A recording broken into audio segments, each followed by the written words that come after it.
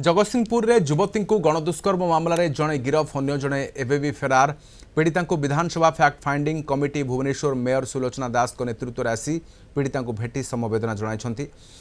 SP को एक दाबीपत्र प्रदान कर अन्य जड़े अभियुक्त को धरने विभिन्न स्थान में तनाघना चलाई पुलिस पीड़िता बांधवी को अटक रखी पुलिस पचराउचरा करुछि। घटनार तदंत पाई सदर थाना पुलिस 3टी स्वतंत्र टीम गठन करिछि। अभियोग अनुसार सोमवार राति बर्थडे उत्सव में जोगदे निज बांधवी सहित युवती फेरुवा बेले अधा बाटर दुई जन दुर्बृत्त आसी पार्टी को बंद कर निछाटिया जगह को नहीं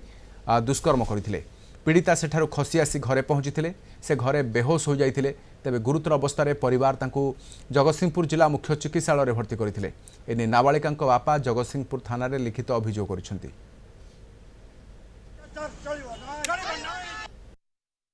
अगले झील तक डाके ना कहा चल जी आम घर को मो झी मन कल कल ना जीवी नहीं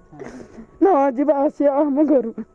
ना चल जदि झील नहीं कला कला जदि जाऊँ घर को तो रास्ता पट कहीं न जाऊ ना ना यही पटे पड़े आई बिल घर घर जीवा पड़े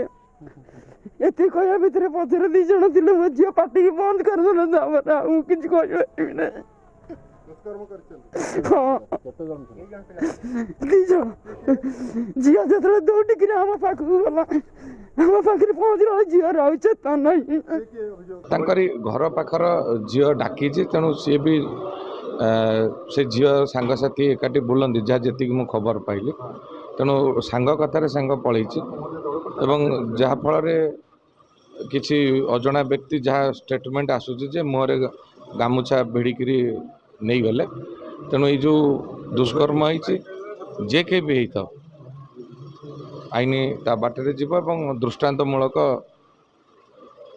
दंडादेश हो। प्रत्येक दिन आज्ञा प्रत्येक दिन ये व्यवस्था ये दोहली जाइए। आज आईन श्रृंखला यही भाव में विपर्यस्त हो जे सरकार एठी नहांती